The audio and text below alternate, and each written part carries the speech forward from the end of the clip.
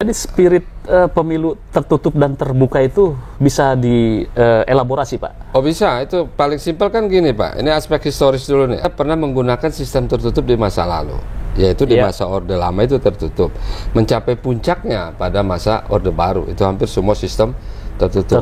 Masuk reformasi, kita pernah melakukan ini juga tertutup pada pemilu awal reformasi, 99. Iya.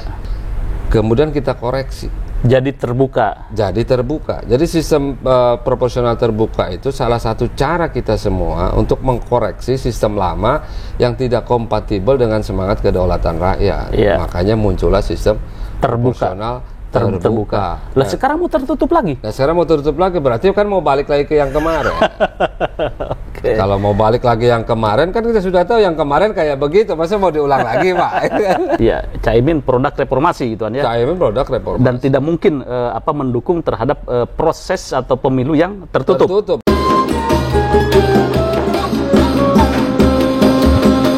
Assalamualaikum warahmatullahi wabarakatuh.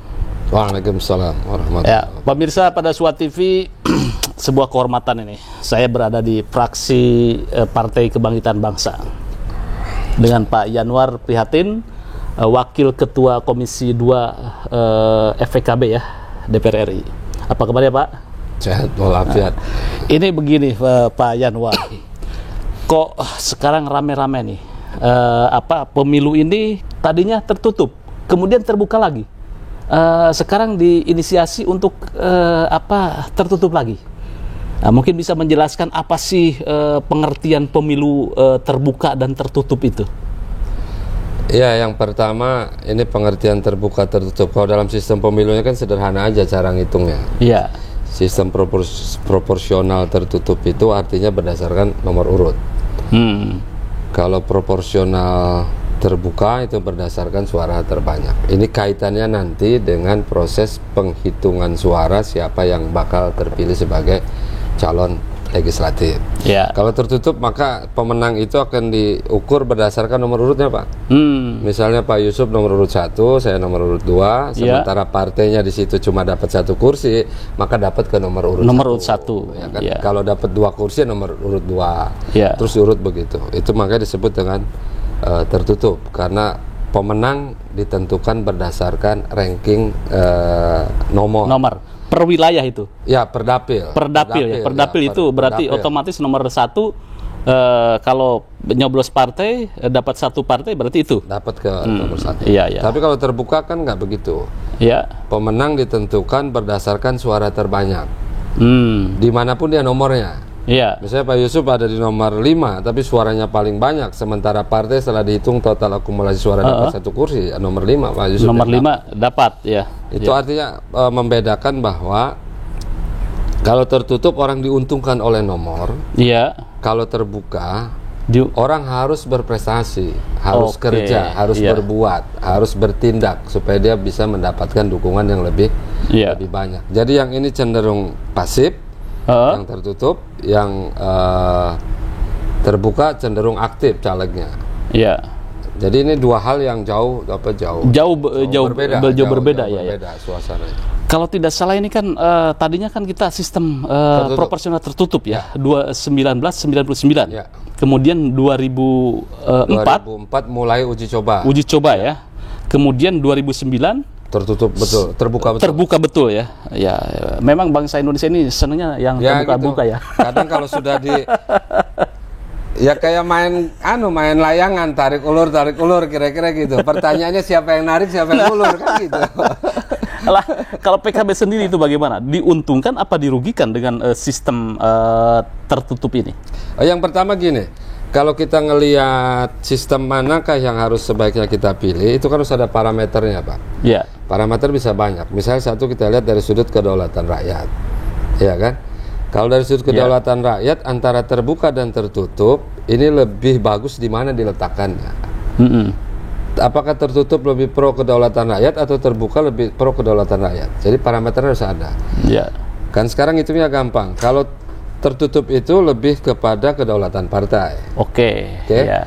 Kalau terbuka, kedaulatan partai memang agak berkurang tapi ya. Kedaulatan rakyat jauh lebih berat, lebih gesernya ke sana.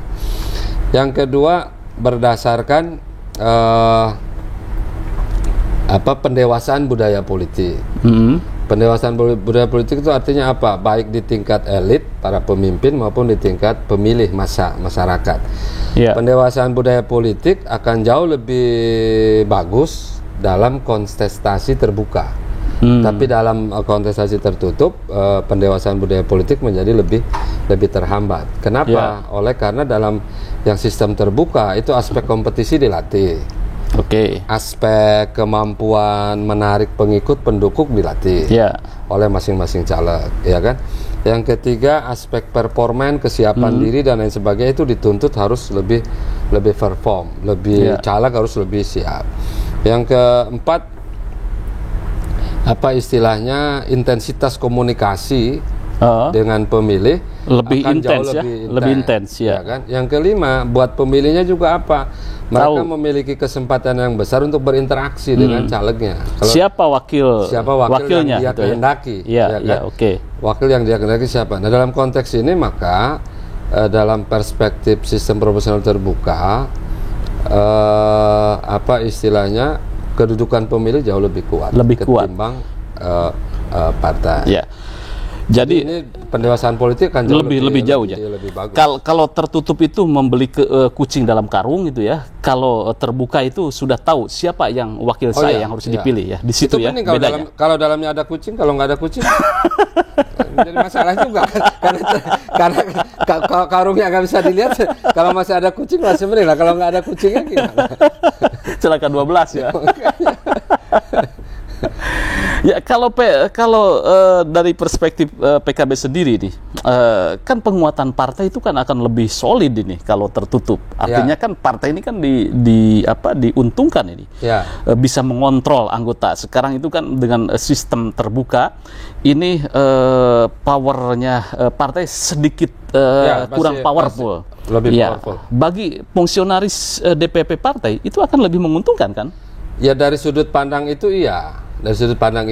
Tapi ini kan soal bagaimana membangun demokrasi Indonesia ke depan, ya kan? Kalau dari sudut pandang yang lebih nepotis, tentu sistem tertutup sangat menguntungkan para pengurus partai. Makanya disebut sistem tertutup itu cenderung bisa tergelincir, meskipun tidak selalu, bisa tergelincir ke arah nepotisme, ya kan, bisa tergelincir ke arah oligarki, bisa tergelincir ke arah apa yang disebut dengan partai cenderung menutup diri terhadap pihak luar. Identifikasinya nanti memang akan loyalitas kepada partai akan jauh lebih solid, lebih kuat. Ya. Tetapi tentu ada efek. Efeknya itu apa? Efeknya adalah membangun komunikasi dengan publik, membangun hubungan intensif dengan para pemilih itu menjadi tidak begitu kuat. Kenapa? Karena energi sebagian sudah terfokus ke sini, ya kan? Energi ke sana menjadi lebih menurun, meskipun mungkin tidak hilang sama sekali, tapi ini kan kayak bandul, Pak. Kalau yang kiri naik, mesti yang kanan turun. Kalau yang kanan naik, yang kiri mesti lingkaran turun. Setan itu ya. Kalau lingkaran setannya berarti yang harus dipotong yang mana nih?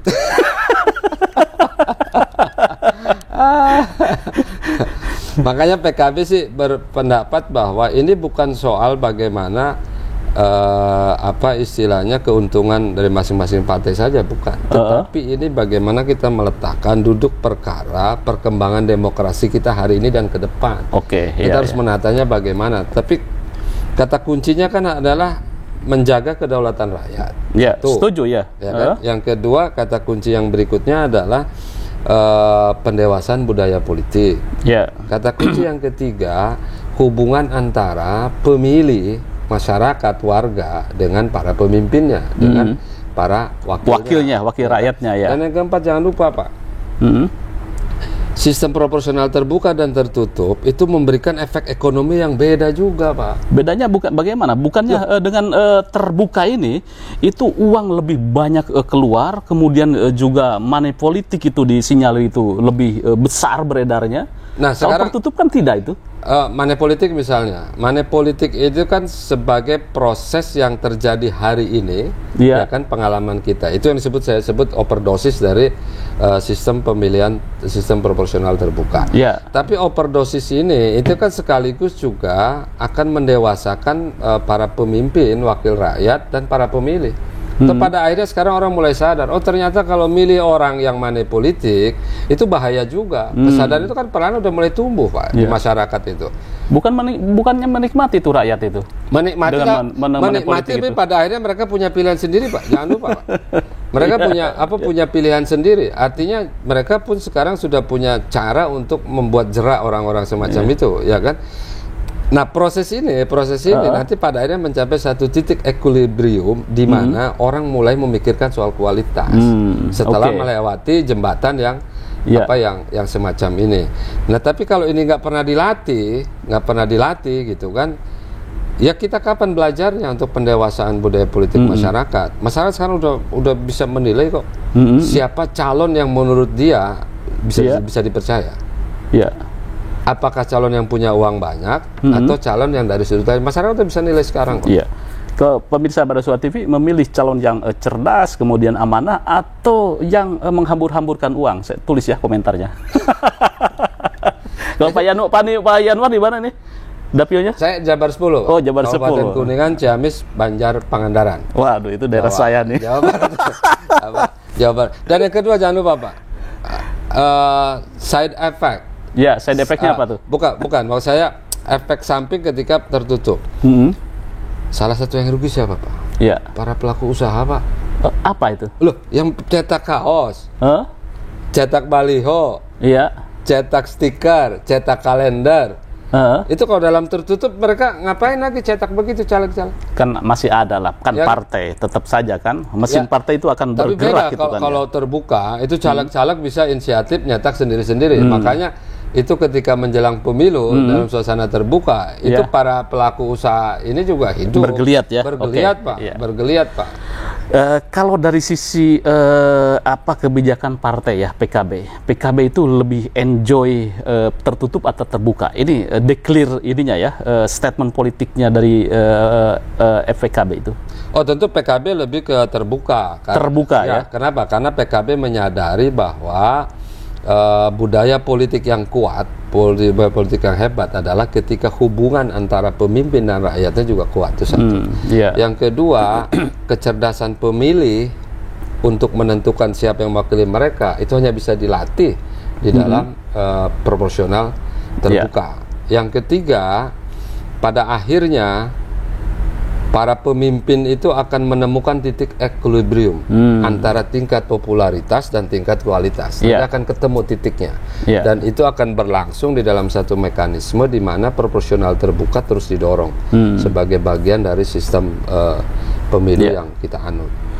Ya, kan ada partai besar ya, saya baca itu yang di fraksi itu ada 9 ya. Ada hari ini di DPR 9. Ada 9 fraksi ya. 8 fraksi menolak untuk proporsional tertutup. Satu partai besar itu abstain atau seperti apa nih? Ya, karena memang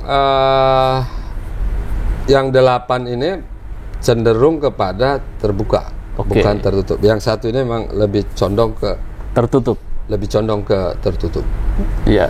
Alasannya yang terbuka ini sederhana, Pak. Dulu MK sudah pernah memutuskan kasus yang kurang lebih sama pada menjelang pemilu 2009. Jadi yang memutuskan sekarang menjadi terbuka itu karena putusan MK. Putusan MK. Nah, sekarang jadi kalau MK nanti balik lagi ke tertutup, berarti MK kan punya standar ganda. Kan dulu pernah diputuskan dari tertutup ke terbuka, kemudian itu terbuka lewat MK. Betul. Sekarang kalau misalnya nanti terbuka ke tertutup lewat MK lagi, berarti ini standarnya apa yang dipakai? Ya, menurut Pak Yanwar ini standar yang harus dipegang oleh MK itu apa nih? Ya, standar konstitusi, Pak. Apa itu? Standar konstitusi. Tetap terbuka?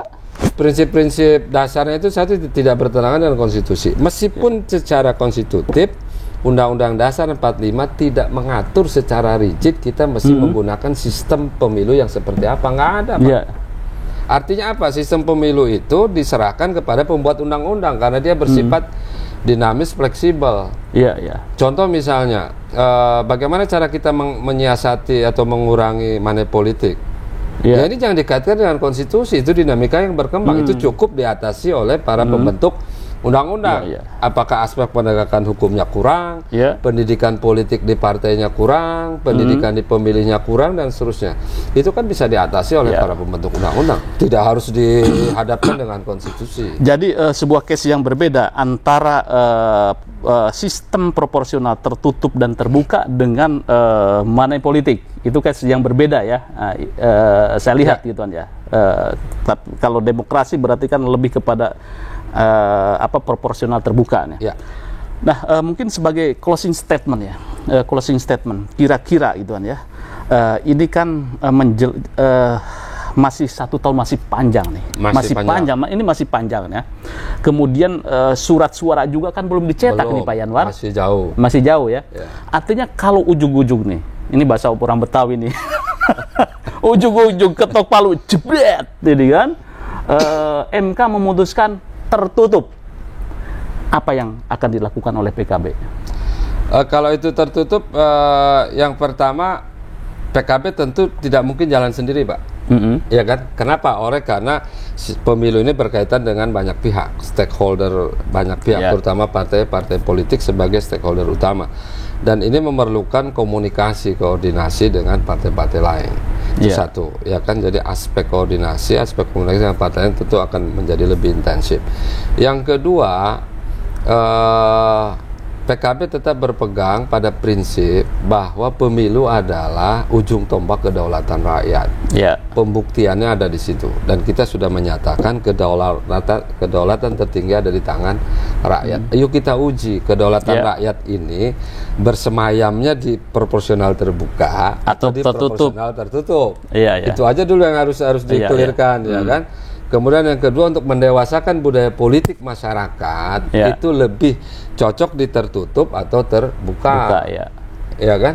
Sehingga PKB berpendapat dari sudut pandang ini saja, itu proporsional terbuka lebih bagus untuk masa depan Indonesia. Jadi tetap akan menolak gitu kan ya, walaupun MK pasti memutuskan itu. Kalau soal itu nanti kita lihat perkembangannya. Nanti kita lihat perkembangannya. Kenapa? Oleh karena ini kan menyangkut soal konfigurasi politik yang ada di negara ini. Karena gini, hari ini kan kita memahami dua sudut pandang. Ini judicial review ini hanya soal akademik excellent, betul-betul soal akademik yang kemudian diuji. Ya kan? Atau ini by design, ada sesuatu yang bersifat desain politik. Ya nanti kita cek itu sama-sama. Ya kan, mana yang menjadi ini kuatnya di situ. Yang menjadi kuatnya nanti kita lihat. Kalau menurut Pak Yanwar ini by design atau bagaimana? Ya nanti kita lihat. Hari ini kita masih melihat prosesnya. Karena proses tetap ada di MK. Proses ada di MK. Oke, harapan terhadap MK seperti apa, mungkin bisa disampaikan? Ya, MK kan sudah punya pengalaman bagaimana memutus soal ini. Itu satu. Yang kedua, MK sudah pernah memutuskan, jangan lupa, yang mendorong dari tertutup ke terbuka itu MK. Apapun alasannya, dari tertutup ke terbuka itu didorong, di-endorse oleh putusan MK. Di situ. Jadi kalau sekarang MK memberikan ruang juga dari terbuka ke tertutup, jangan lupa berarti MK ada standar ganda. Apa kata dunia ya? Bukan saja dunia, tapi mungkin dunia akhirat. Ya, pemirsa, bagaimana menurut Anda jika pemilu ini kembali ke sistem tertutup? Menurut Anda akan lebih baik atau akan lebih buruk, atau kita kembali ke era Orde Baru? Jadi pada zaman Orde Baru itu milih partai saja, kemudian siapa yang diwakili oleh kita itu kita tidak tahu. Yang tahu hanya partai dan ketua umumnya ya. Wah, Caimin ini senang sekali nih kalau tertutup nih. Kalau Caimin enggak lah. Caimin orangnya kan terbuka, demokratis. Malah dia senang orang itu berkompetisi. Statement resmi ya. Caimin senang orang berkompetisi. Bahkan dia mendorong para caleg PKB itu inovatif, kreatif, dan ini mendapatkan momentumnya dalam sistem yang terbuka. sudah declare bahwa Caimin itu tidak suka dengan tertutup, sukanya ya terbuka. Kalau saya juga sama kayaknya. Terima kasih pemirsa, saya tunggu komentarnya. Jangan lupa like, share, subscribe pada Suara TV. Wassalamualaikum warahmatullahi wabarakatuh. Waalaikumsalam warahmatullahi wabarakatuh.